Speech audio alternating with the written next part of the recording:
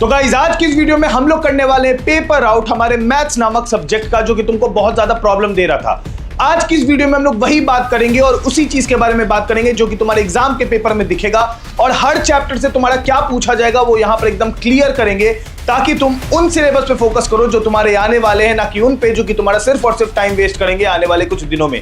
तो इस gap day का प्रॉपर यूज करने के लिए नीचे कमेंट सेक्शन में I will kill maths board exam जरूर कमेंट करना, देखते हैं कितने लोग करते हैं। और हाँ, लाइक करके भैया घंटी बजा के चप्पल उतार के आ जाओ वीडियो में आगे। हम लोग यार बहुत तरह के क्वेश्चन प्रैक्टिस भी कर लेंगे और हम लोग बहुत तरह का मैथ्स का अपना सिलेबस भी कंप्लीट कर लेंगे स्ट्रैटेजी देख के।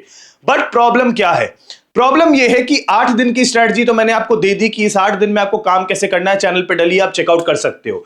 लेकिन उसके अलावा वो क्वेश्चन जो कि तुमको एक्चुअली में एग्जाम रियलिटी की तरफ से ले जाए, तुम्हें मैं बता दूं, मैंने और एस चांद की पूरी टीम ने मिलके, तुम्हें मैं बता दूं कि ये जो एस चांद की टीम है, इन्होंने वैसे ऐसे बुक्स बनाए हैं जिन पे आपके बोर्ड्स के पेपर बनते हैं, जैसे कि आर.एस. अग्रवाल और बहुत सारे ऐसे बुक्स, और तुमने अपने स्कूल टाइम पे यूज किया ही होगा। इन सब की एक्सपर्टीज को यूज करके और मेरी एक्सपर्टीज को यूज करके हमने बनाया है तुम्हारे लिए 20 मॉक्स, ठीक है, जिसमें हम लोग सीबीएसई को एक्चुअली में हैक कर रहे हैं। ये जो 20 मॉक्स है यार, ये तुमको मिल जाते हैं on our website, link description में दे रखी है। लेकिन बच्चों के साथ एक प्रॉब्लम आ रही थी कि बच्चे जा रहे थे और बोल रहे थे कि भैया इसकी कॉस्ट 499 है, जो मुझे बहुत ज्यादा लग रही है।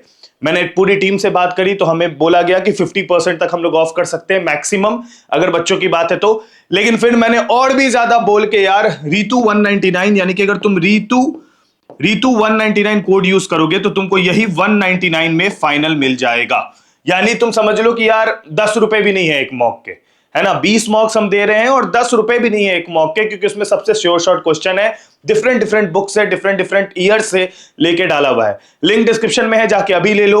यूज द कोड रीतू 199, क्योंकि डिस्काउंट इसी से मिलेगा और किसी कोड से नहीं मिलेगा, ठीक है। आगे आ जाओ। देखो यार, अब हमें यह समझना जरूरी है कि जो हमारा सबसे मेजर यूनिट है, यानी कि 1 और 2 अलजेब्रा वाला पार्ट, इसमें हम लोग का क्या क्या आ रहा है। तो रिलेशन एंड फंक्शन से आपको क्वेश्चन देखने को मिलेगा, prove a relation is an equivalence relation, ठीक है। ये आप समझ जाओ, बहुत सारे कॉम्पिटेंसी बेस्ड पैटर्न के हिसाब से हमने उसी को निकाल के रखा है जो क्वेश्चन आपको दिखते हैं। तो एक्सरसाइज में जितने भी ऐसे क्वेश्चन दिखेंगे सबको टिक मार लेना, क्योंकि जब मैं नंबरिंग बताने जा रहा था मैथ्स की एनसीईआरटी के हिसाब से, तो मुझे ऐसा लग रहा था कि बच्चे तो और भी बुक्स यूज करते हैं, और इनफैक्ट बहुत सारे बच्चों के पास कोई और वर्जन है एनसीईआरटी का और कोई और वर्जन है, तो उससे भी प्रॉब्लम आ रही थी। तो मैंने सोचा सीधा टाइप ऑफ क्वेश्चन के बारे में बात करते हैं। तो now prove a relation is an equivalence relation. इसके अलावा check if a function is 1 1 और ऑन 2, और find the inverse of a function.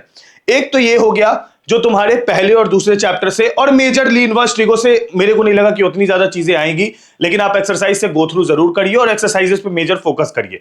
Now अगर हम लोग बात कर ले मैट्रिसेस की, तो मैट्रिसेस में आपका solve the matrix equation Ax = b, ये वाले क्वेश्चन बहुत आते हैं, ठीक है। Inverse of a matrix using adjoint एक वेरी हॉट टॉपिक है। इसके अलावा नॉन कम्यूटेटिविटी ऑफ मैट्रिसेस, ये भी एक बहुत ज्यादा हॉट टॉपिक है। इसके अलावा अगर मैं बात कर लूं तो डिटरमिनेंट्स की बात कर लेते हैं। तो इसमें solve a system of 3 linear equation, ये क्वेश्चन आता है। Find area of triangle using determinant और प्रूव अ डिटरमिनेंट आइडेंटिटी, ये 3 तरह के क्वेश्चन आपको डिटरमिनेंट से दिखते हैं।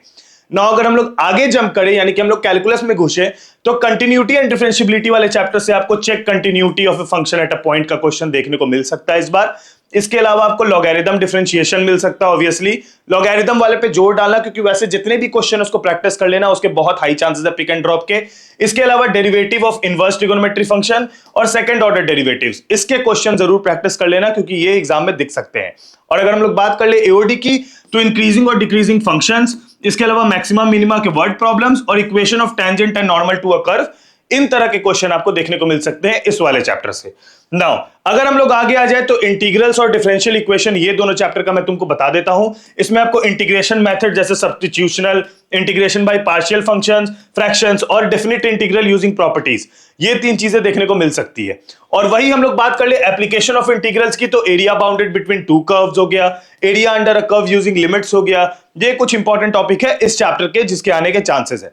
अगर बात कर ले डिफरेंशियल इक्वेशन की, तो वेरिएबल सेपरेबल मेथड और linear form dy/dx + by = q वाला, ये पूछा जाएगा, ठीक है।